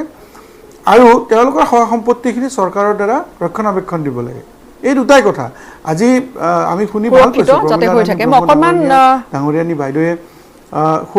হয় মই তেখেতে কি ক'লে আচলতে মই সেই ভাষ্যলৈ তেখেতৰ সেই ভাষ্য প্লে কৰিবলৈ বিচাৰিম প্ৰমীলা ৰাণী ব্ৰহ্মই আজি কি ক'লে আচলতে এই শিশুটিৰ সকলোকে চুই গৈছে তেওঁকো চুই গৈছিলে প্ৰথম শুনাৰ লগে লগে তেওঁ কি প্ৰতিক্ৰিয়া ব্যক্ত কৰিছিলে সেই ভাষ্য আগবঢ়াই এটা বিৰতি ল'বৰ সময় হৈছে निर्माण की पावर स्वैग चल शुरू हो जा my turn कर दे सब कुछ on track strong है my turn flexible है my turn बड़ा समझदार নিৰ্মাণৰ স্বাগতম জনাইছো আমি কণমানি পাপুলিহঁতৰ কথা পাতি আছিলো যোৰহাটত মাক আৰু দেউতাকক হেৰুৱাই তেওঁলোকে অকণমানি ঘৰ এটাত তিনিটি কণমানি তেওঁলোকে অকলশৰে আছে ডাঙৰ বায়েক যাৰ বয়স 13 বছৰ এই 13 বছৰীয়া বায়েক অৰ্থাৎ পাপুলিয়ে বাকী দুই ভাতৃ মৃন্ময় আৰু অভিৰাজৰ চোৱাচিতা কৰিছে তত্ত্বাৱধানত ৰাখিছে এই গোটেই ঘটনা সম্প্ৰচাৰিত হোৱাৰ পিছত প্ৰাক্তন মন্ত্ৰী প্ৰমীলা ৰাণী ব্ৰহ্মই তেখেতে এই আগবাঢ়ি আহিছে সহায়ৰ বাবে আমি তেখেতৰ ভাষ্য শুনাবলৈ লৈছো দৰ্শকক নিউজ 18 চাই পেলাই মই দেখিছোঁ যে যোৰহাটত এনেকুৱা ধৰণৰ তিনিটা সন্তান মাতৃ আৰু পিতৃহাৰা সন্তান আছে ডাঙৰ ছোৱালীজনীয়ে এই দুটা ল'ৰাটোক চাই আছে আৰু ছোৱালীটো মানে নিজে কাম বন কৰি পেলাই স্কুললৈ যায় এইবিলাক কথা শুনি পেলাই মই অলপ দুখ পাইছোঁ মই ভাবিছোঁ মোক যদি দিয়ে সেইখন সমাজে তেতিয়াহ'লে মই মানে মোৰ আশ্ৰম আছে এই আশ্ৰমতে ৰাখি পেলাই মই ল'ৰা ছোৱালীকেইটাক মই পঢ়াব পাৰিম মই ৰাখিবও পাৰিম আৰু তেওঁলোকক শিক্ষাদান দিব পাৰিম কিন্তু মই ভাবিছোঁ সেইকাৰণে আজি মই বিজু ডেকাৰ লগত মই কণ্টেক্ট কৰিছোঁ যে তোমালোকৰ চেনেলত মই যোৱাকালি এইটো নিউজ পাইছোঁ তুমি কণ্টেক্ট কৰা যদি তেওঁলোকে তাত সমাজ এখন থাকিব মোক যদি দিয়ে মোৰ এখন আশ্ৰম আছে অনাথ আশ্ৰম সেই অনাথ আশ্ৰমতে ৰাখি পেলাই মই ডাঙৰ দীঘল কৰিব পাৰিম নহ'লে মই নিজেও মানে তেওঁলোকক মানে ডাঙৰ দীঘল কৰিব পাৰিম আৰু ব্যক্তিগতভাৱেও মই নিজে তেওঁলোকক দায়িত্ব ল'ব পাৰিম বুলি ভাবিছোঁ সেয়া যেতিয়া ঘটনা পোহৰলৈ আহিল আমাৰ জ্যেষ্ঠ সাংবাদিক বিজু কুমাৰ তেখেতে নিজে যোগাযোগ কৰি তেখেতে আগবাঢ়ি আহিছিল এতিয়া বহুতেই ভাবে যে এনেকুৱা কেতিয়াবা যদি তেওঁলোকে পৰিয়ালে হয়তো ভাবিব পাৰে যে যদি তেওঁলোকক কোনোবা হোমত বা তেনেকুৱা কোনো যদি গৃহত ৰাখিবলগীয়া হয় বা তেনেকুৱা কেয়াৰ ফেচিলিটি যদি ৰাখিবলগীয়া হয় বহুতৰ এই ধাৰণাটো থাকে যে তিনিটি কণমানি বেলেগ বেলেগ হৈ যাব নেকি তেনেকুৱা এটা ভয় এটা থাকে চিন্তা এটা থাকে এতিয়া তেখেতে যিখিনি কথা কৈছে যে তেখেতে ৰাখিবলৈ বিচাৰিছে এই প্ৰক্ৰিয়াটোলৈ যাবলৈ কি কি কৰিব লাগিব বা কেনেকৈ যাবগৈ এই প্ৰক্ৰিয়াটো যাবলৈ এতিয়া প্ৰথমতে হ'ল আমাৰ যিখন জুভেনাইল জাষ্টিচ এক্ট আছে তাৰ সেকশন 44 মতে আমাৰ এটা ফষ্টাৰ কেয়াৰৰ প্ৰভিজন আছে তো ফষ্টাৰ কেয়াৰ কৰিবলৈ হ'লে তেতিয়া তিনিওটি শিশু মানে তিনিওটা সিবলিংছ একেলগে থাকিব পাৰিব কোনোবাই যদি দায়িত্ব লয় এটা ফষ্টাৰ কেয়াৰ হিচাপে সেইটো কিন্তু CWC যিখন জিলাত যিখন CWC আছে CWC সিদ্ধান্ত ল'ব কোনোবাই মানে নিজে ল'ব নোৱাৰিব শিশুকিৰে CWC সিদ্ধান্ত লৈ CWC জনাই দিব লিখি মানে তেওঁলোকে এটা ৰিজলিউচন লৈ তেওঁলোকে তেনেকৈ দিব লাগিব আটাইতকৈ ডাঙৰ কথাটো হৈছে যে এতিয়া তেওঁলোকৰ পৰ্যবেক্ষণ হৈ থাকে মনিটৰিং হৈ থাকে পৰ্যবেক্ষণ যেতিয়া ফষ্টাৰ কেয়াৰিঙত দিয়া হ'ব তিনিওটি শিশুৰ তেতিয়া সেই যিটো পৰিয়ালে বা যিজন ব্যক্তিয়ে দায়িত্ব ল'ব তেখেতে চোৱা চিতা কৰিব যদি তেখেতে বিচাৰে এটা চৰকাৰৰ ফালৰ পৰা এটা পাৰ চাইল্ড 2000 টকাকৈও পাব আৰু এইটো কিন্তু ডিস্ট্ৰিক্ট চাইল্ড প্ৰটেক্ট জিলাখনৰ যিটো ডিস্ট্ৰিক্ট চাইল্ড প্ৰটেকশ্যন ইউনিট আছে ডিস্ট্ৰিক্ট জিলা শিশু সুৰক্ষা গোট তেওঁলোকৰ পৰা সম্পূৰ্ণৰূপে মানে মাহে মাহে মনিটৰিং কৰি থকা হ'ব এতিয়া যেনেকৈ বাইদেউ যেনেকৈ ক'লে যে প্ৰমীলাৰাণী ব্ৰহ্ম বাইদেৱে যেনেকৈ ক'লে যে তেখেতে আশ্ৰমত ৰাখিবলৈ বিচাৰিছে এয়াও নিশ্চয়কৈ ফষ্টাৰিং বা সেইটো ফষ্টাৰিঙত তেতিয়া নহ'ব হয়তো তেতিয়া স্পন্সৰশ্বিপ সেকশনত বাইদেউ তেনেকুৱাকৈ কৰিব পাৰে স্পন্সৰশ্বিপ যিটো আছে যে 45 সেকশন মতে যে এক্টৰ কৰিব পাৰিব তেতিয়া কিন্তু স্পন্সৰশ্বিপ হ'লে সাধাৰণতে কি হয় এতিয়া পৰিয়ালৰ যিসকলৰ পিতৃ মাতৃ আছে তেওঁলোকক ল'ৰা ছোৱালীক স্পন্সৰশ্বিপ মানে যিটো নোৱাৰে তেওঁলোকৰ মানে সামৰ্থ্য নাই ল'ৰা ছোৱালীকেইটা বা অসুখীয়া বা তেনেকুৱা পিতৃ মাতৃ আছে পৰিয়াল আছে কিন্তু তেওঁলোকৰ সামৰ্থ্য নাই গতিকে তেতিয়া কোনোবা ব্যক্তি বা কোনোবাই স্পন্সৰশ্বিপ ল'ব পাৰে কিন্তু এতিয়া এইকেইটা শিশুৰ ক্ষেত্ৰত এনেকুৱা হ'ব পাৰে যদি শিশুকেইটিক ক'ৰবাত যদি শিক্ষানুষ্ঠানত তেওঁলোক যায় তেনেকৈ যে আমাৰ চৰকাৰৰ শিক্ষানুষ্ঠান আছে ল'ৰাৰ কাৰণে নবোদয় ছোৱালীৰ কাৰণে কস্তুৰবা গান্ধী বালিকা বিদ্যালয় তাত তেওঁলোকে সম্পূৰ্ণ বিনা খৰচত বা ঘৰত তেওঁলোকে থাকিব পাৰিব একে ধৰণৰ ঘটনা অকণমান ৰখাইছোঁ এইবাবে যে একে ধৰণৰ ঘটনা এটা পোহৰলৈ আহিছিল শিৱসাগৰতো পিতৃ মাতৃক হেৰুৱাই নিথৰুৱা হৈ পৰা শিৱসাগৰ মৰা সন্দিকৈ গাঁৱৰ তিনিটিকৈ শিশুক আজি তেওঁলোকৰ হৈ একে অৱস্থা হৈছিলগৈ পিতৃ মাতৃক তেওঁলোকে হেৰুৱাইছিল ককাকৰ সৈতে আছিল ককাকৰ ৰুগীয়া হৈ পৰিল ৰাজহাড় ভাঙিল আৰু তাৰপিছত একেবাৰে দুখীয়া পৰিয়াল তেওঁলোকৰ কোনো নাই এতিয়া কণমানি সেই তিনিটিক লৈ বিমূৰত পৰিছিল পৰিয়ালৰ লোক আৰু তাৰপিছত কামৰূপ জিলাৰ আজাৰাৰ SOS চিলড্ৰেন ভিলেজলৈ আজিৰ তাৰিখত আজিৰ দিনটোত লৈ অনা হৈছে সম্ভৱতঃ তেওঁলোক হয়তো নিশা বা কাইলৈ পুৱা হয়তো তেওঁলোক আহি পাবহি 10 বছৰীয়া মেঘালী 9 বছৰীয়া বিৰাজ আৰু 5 বছৰীয়া মনোজ দত্ত এই তিনিওটি কণমানিক নৱ উদিত সমাজৰ উদ্যোগত এই SOS চিলড্ৰেন ভিলেজলৈ লৈ যোৱা হৈছে এতিয়া এই ঘৰখনৰ কথা তাত কি পৰিৱেশ আছিল শিৱসাগৰৰ সেই ঘৰখন এটা বেলেগ এটা ঘটনা একেই ঘটনা কিন্তু আন এঠাইৰ ঘটনা সেইখন ঘৰত উপস্থিত হৈছিল গৈ শিশুকেইটিক লৈ যোৱাৰ পিছত আমাৰ সাংবাদিক প্ৰদীপ গগৈ সেই তেওঁ আগবঢ়োৱা প্ৰতিবেদন আগবঢ়াম এই মুহূৰ্তত হয় মই বৰ্তমান এইখন ঘৰতে উপস্থিত আছোঁ অতুল দত্ত নামৰ শিৱসাগৰ জিলাৰ মৈৰা সন্দিকৈ গাঁৱৰ অতুল দত্ত নামৰ ব্যক্তিজনৰ ঘৰত আৰু যিখন ঘৰত এগৰাকী 70 বছৰীয়া ককাকে তিনিটি শিশু প্ৰতিপালন কৰি আহিছিল কাৰণ সেই তেওঁৰ শিশু তিনিটিৰ পিতৃ মাতৃ দুয়োগৰাকী ঢুকাইছিল আৰু যাৰ ফলত ভৱিষ্যতক লৈ শিশুকেইটিৰ ভৱিষ্যতক লৈ চিন্তিত হৈ পৰিছিল তেওঁলোক ককাক আৰু আইতাক বৃদ্ধ ককাক আইতাকে সেয়ে সংবাদ মাধ্যমৰ আগত নিউজ 18ৰ আগত সবিশেষ প্ৰকাশ কৰিছিল আৰু নৱ উদিত সমাজ নামৰ এটা সংগঠনকো জনাইছিল যাৰ ফলত বাতৰি সম্প্ৰচাৰ কৰাৰ পিছত আৰু সেই সংগঠনটোৱে উদ্যোগ লোৱাৰ পিছত আজি শিশু তিনিটিক লৈ যোৱা হৈছে আজাৰাৰ চিলড্ৰেন ভিলেজলৈ য'ত তেওঁলোকক ভৱিষ্যত জীৱন তাতে হয়তো কটাব বুলি তেওঁলোকে জনাইছে আৰু মই বৰ্তমান তেওঁৰ সেই শিশু তিনিটিৰ আইতাক আছে আইতাকৰ পৰা জানিব বিচাৰিম যি তিনিটিৰ আপোনাৰ নাতি বিৰাজ দত্ত মেঘালী দত্ত মনোজ দত্ত তেওঁলোকক আজি লৈ যোৱা হৈছে হয় লৈ যোৱা হৈছে কি ক'ব? তেওঁলোকক লৈ যোৱা হৈছে আজি হয় ককাকে আৰু কোন তেওঁলোকৰ ভৱিষ্যৰ কাৰণে মানে পঠোৱা হৈছে। আজি যিহেতু নাই ঘৰখন আনটি ঘটনা শিৱসাগৰৰ সেয়া আন এটি ঘটনা একেই ঘটনা য'ত আচলতে পিতৃ মাতৃক হেৰুৱাইছিল কিন্তু ঠাই এডোখৰ বেলেগ আৰু তাত পিতৃ মাতৃৰ পৰিৱৰ্তে ককা আইতাক আছে কিন্তু তেওঁলোক বৃদ্ধ হৈছে আৰু আপুনি যিখিনি কথা কৈ আছে যে এতিয়া SOS ভিলেজৰে হওক বা আন তেনেকুৱা ঠাই হওক তাত ৰাখিব পাৰে সম্ভৱতঃ সেয়া এটা উদাহৰণ। এতিয়া বহুতে এনেকুৱা ঘটনা পোহৰলৈ অহাৰ লগে লগে আৱেগিক হয় বহুতে তুলি ল'বলৈ বিচাৰে এডপ্ট কৰিবলৈ বিচাৰে সেয়া কি ধৰণে কৰিব পাৰে? এডপশ্যন ঠিক তেনেকুৱাকৈ নহ'ব। এডপশ্যনৰ এটা প্ৰচিডিউৰ আছে যেনেকৈ কোনোবা শিশু যিটো মানে পিতৃ মাতৃ নাই বা বহুতে কি কৰে সেই শিশুটো চাৰেণ্ডাৰ কৰি দিয়ে। গতিকে প্ৰত্যেকখন জিলাত এটা ষ্টেট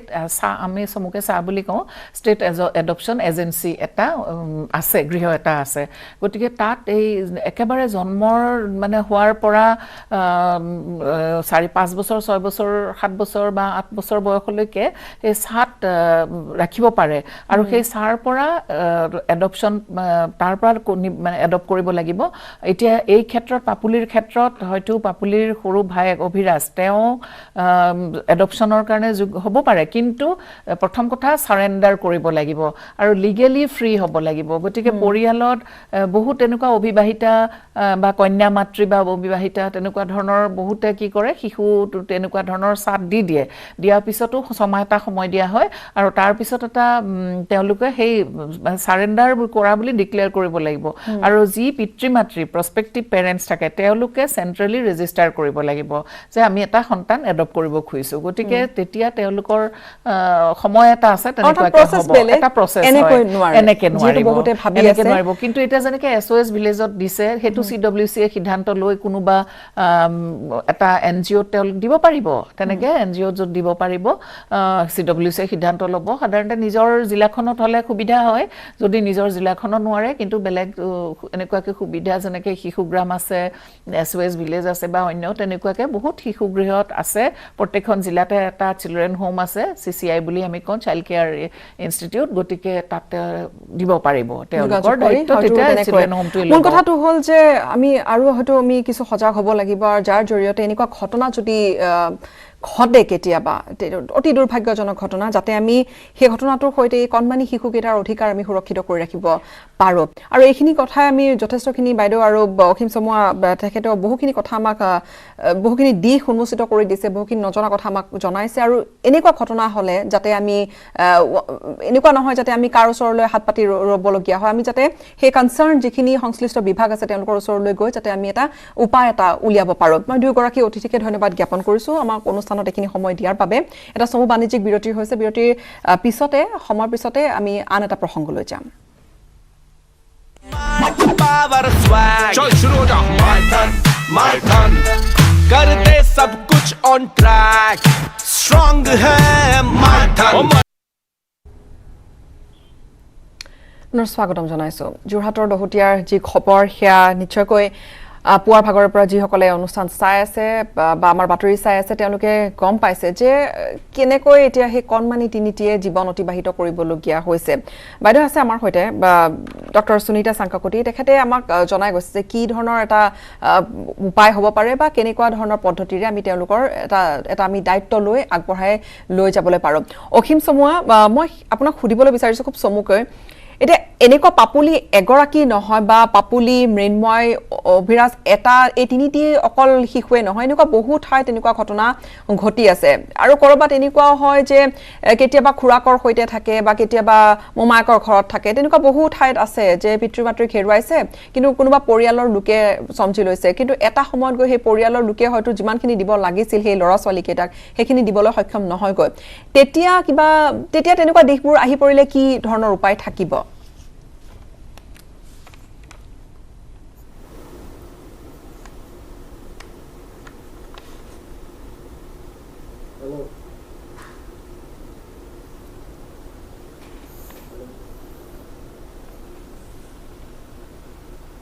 সম্ভৱতঃ তেখেতে মোক শুনা নাই মই বাইদেউ আপোনাকে সুধিছোঁ তেনেকুৱা হয় কেতিয়াবা যে পৰিয়ালৰ আন কাৰোবাৰ লগত থাকে খুৰাকৰ লগত ঘৰত থাকিলে মোমায়েকৰ ঘৰত থাকিলে বৰতাকৰ ঘৰত থাকিলে হয় তেখেতে শুনিছে মই আকৌ কৈছো প্ৰশ্নটো মই আকৌ এবাৰ কৰিছো কেতিয়াবা এনেকুৱা হয় যে তেনেকুৱা ধৰণৰ ঘটনা ঘটিলে এই পাপলিহতৰ যেনেকুৱা হ'ল সেই ঘটনাবোৰ ঘটিলে কোনোবা খুৰাকৰ ঘৰত থাকিব বা মোমায়েকৰ ঘৰত থাকিব কিন্তু এটা সময়লৈকে তেওঁলোকে চোৱাচিতা কৰে কিন্তু যিখিনি দিব লাগিছিল আসলতে সেই গুটেখিনি তেওঁলোকে সমস্তখিনি দিবলৈ নোৱাৰে আৰু হয়তো তেওঁলোকে কৰবাত যিমানখিনি পাব লাগিছিল শিশু হিচাপে সেইখিনি পোৱাৰ পৰা তেওঁলোক বঞ্চিত হৈ যায় কিন্তু আসলতে পৰিয়ালৰ লোকে নিবিচাৰেও যে তেওঁলোক কোনোবা তেনেকুৱা আইনী ব্যৱস্থাৰ মাজেৰে যাওক বা তেনেকুৱা স্কিমৰ মাজেৰে যাওক তেনেকুৱা দিশবোৰ আহি পৰিলে কি হ'ব পাৰে মই সেই কথাটোৱে তেতিয়া ক'ব ওলাইছিলোঁ শান্তৱতী বাইদেৱে যিটো ফষ্টাৰ কেয়াৰৰ কথা কৈছে আচলতে ফষ্টাৰ কেয়াৰ আজিৰ ডেটত ইফেক্টিভ নহয় এই কাৰণে যে সকলো মানুহ আজিকালি সমস্যাৰে জৰ্জৰিত সকলো মানুহ কোভিডৰ কাৰণে হওক আৰ্থিক সমস্যাৰ কাৰণে হওক সকলো মানুহ মানে সমস্যাৰে জৰ্জৰিত আৰু চবতকৈ ডাঙৰ কথা যোনে ফেমিলিত তেওঁলোকক নাৰাখক কিয় এটা সময়লৈ নিজৰ ল'ৰা ছোৱালীৰ দৰে মৰম কৰিব তাৰপিছত কিন্তু সেই কাম কৰা ল'ৰা ছোৱালীৰ দৰে ব্যৱহাৰ কৰিব ডেট ইজ ফৰ চিয়'ৰ গতিকে মই যিটো বিচাৰোঁ সেইটো হ'ল যে যদিও স্পনচৰশ্বিপ হয় যেনেকৈ আজি আমাৰ প্ৰমীলা বাইদেৱে কৈছে স্পনচৰশ্বিপ যদি হয় তেতিয়াহ'লে স্পনচৰশ্বিপৰ আণ্ডাৰত কোনোবা অৰ্ফেনেজত ৰাখক সেইটো ভাল কথা আৰু নহ'লে যিটো আমাৰ চিলড্ৰেন কেয়াৰ হোম আছে ষ্টেটৰ নিজা প্ৰত্যেক ডিষ্ট্ৰিক্টত আছে তাত ৰাখক যোৰহাটৰ কাৰণে যোৰহাটতো আছে শিৱসাগৰতো আছে মই ভাবোঁ কেৱল এটা কথা ঠিক যে তিনিওটা চিবলিঙকে এক জেগাত ৰাখিব লাগিব That is most important. এখন অৰ্ফানেজত বা এখন চাইল্ড কেয়াৰ হোমতে তিনিজনকে ৰাখিব লাগিব সেইটো সবতকৈ ইম্পৰ্টেণ্ট নহ'লে সিহঁত যদি এই ছেপাৰেট হৈ যায় খুব চমুকে বাইদেউ তেখেতে কোৱা কথাখিনিৰ ওপৰত এতিয়া যিটো স্পনচৰশ্বিপৰ কথাটোতো কোৱা হৈছে আৰু স্পনচৰশ্বিপত থাকিলে পৰিয়ালৰ কোনোবাজনে দায়িত্ব ল'ব লাগিব বা পিতৃ মাতৃ যিহেতু নাই পিতৃ মাতৃ থাকিলে স্পনচৰশ্বিপ হ'ব পাৰে নাহিলেও পৰিয়ালৰ কোনোবাজনে দায়িত্ব ল'ব লাগিব তেনেকৈ স্পনচৰশ্বিপ কৰিব পৰা যাব আৰু নহ'লে মই যিটো ক'লোঁ ফষ্টাৰ কেয়াৰ তেতিয়া কিন্তু তিনিওটি সন্তান একেলগে থাকিব পাৰিব ফষ্টাৰ কেয়াৰ হয় হয় তেনেকৈ আৰু যিসকলৰ মাটি বাৰী বা প্ৰপাৰ্টিৰ কথা আছে তেওঁলোকে এইখিনি কৰিব পাৰিব মানে এই কৰিব পাৰিব আৰু নহ'লে যিসকল একেবাৰে একোৱেই নাই তেওঁলোকক সেই কোনোবা এটা শিশু গৃহলৈ যেনেকৈ এই SOS ভিলেজত প্ৰেৰণ কৰা হৈছে তেনেকুৱাকৈ গোটেইকেইটা শিশুক একেলগে যদি ছোৱালী হয় একেলগেই থাকিব পাৰিব ছেইম ছেক্স হ'লে কিন্তু যদি ল'ৰা ছোৱালী হয় তেতিয়া শিশু গৃহত বেলেগ বেলেগ হৈ যাব সেইটো এটা তেনেকুৱা ধৰণে কৰিব পৰা যাব কিন্তু যিয়েই নহওক মই বাৰে বাৰে আৰম্ভণিতেও কৈছোঁ এতিয়াও মই এটা কথা কওঁ যে চাইল্ড ৱেলফেয়াৰ কমিটি এটা আছে ডিষ্ট্ৰিক্ট চাইল্ড প্ৰটেকশ্যন ইউনিট আছে তেওঁলোকৰ কৰ্তব্য হ'ল এনেকুৱা শিশু যিসকল CNCP children in need of care and protection যিসকল শিশু আছে সেই শিশুসকলৰ তেওঁলোকৰ জিলাখনৰ সেই শিশুসকলৰ ৰক্ষণাবেক্ষণ দিয়া গতিকে মই আজিৰ এই ইয়াৰ পৰাই মই আমাৰ যোৰহাট জিলাৰ যিসকল শিশু চাইল্ড ৱেলফেয়াৰ কমিটি আছে তেখেতসকল যথেষ্ট এক্টিভ বা যথেষ্ট আগৰণুৱা আৰু লগতে ডিষ্ট্ৰিক্ট চাইল্ড প্ৰটেকশ্যন অফিচাৰ মই আটাইকে অনুৰোধ জনাইছোঁ যাতে তেখেতসকলে এই কেছটো যাতে সুৰক্ষা যাতে নিশ্চিত কৰে মই দুয়োগৰাকী অতিথিকে পুনৰবাৰ ধন্যবাদ জ্ঞাপন কৰিছোঁ আমাক এইখিনি সময় দিয়াৰ বাবে মূল কথাটো হৈছে যে পাপলি আৰু পাপলিৰ ভাতৃ দুয়োগৰাকী যাতে সুৰক্ষিত হৈ থাকে সেইবাবে ইতিমধ্যে তেওঁলোকে পৰিয়ালৰ যিসকল নিকট আত্মীয় আছে তেওঁলোকে এটা সিদ্ধান্ত ল'ব আৰু সম্ভৱতঃ এই সিদ্ধান্ত খুব সোনকালে লৈ তেওঁলোকে এটা তেওঁলোকৰ এই শিশুকেইটাৰ যাতে সুৰক্ষা হৈ থাকে যাতে ভৱিষ্যত সুৰক্ষিত হৈ থাকে সেইখিনি কথা নিশ্চিত কৰিব লাগিব আৰু তেওঁলোকে ইতিমধ্যে এই প্ৰক্ৰিয়া আৰম্ভ কৰিছে আমি আশা কৰিছোঁ এই তিনিটি শিশুৱে যি ধৰণৰ এটা অৱস্থাৰ মাজেৰে পাৰ হ'ল তেওঁলোকৰ ভৱিষ্যত যাতে উজ্জ্বল হওক আমি তাৰে আশা কৰিছোঁ তাৰে কামনা কৰিছোঁ আৰু বহুখিনি আমি নজনা কথা আজি আমি হয়তো দৰ্শক আমি জনাবলৈ সক্ষম হৈছোঁ আমি বহুতে এইবোৰ কথা নাজানো যিবোৰ সৰু সৰু কথাই হয়তো বহুখিনি সলনি কৰি দিব পাৰে এনেকুৱা ঘটনা ঘটিলে বহুখিনি কথা জনোৱাৰ বাবে আমাক দুয়োগৰাকী অতিথিকে পুনৰবাৰ ধন্যবাদ জ্ঞাপন কৰিছোঁ ইয়াৰে সৈতে অনুষ্ঠানৰ পৰা বিদায় ল'ম ধন্যবাদ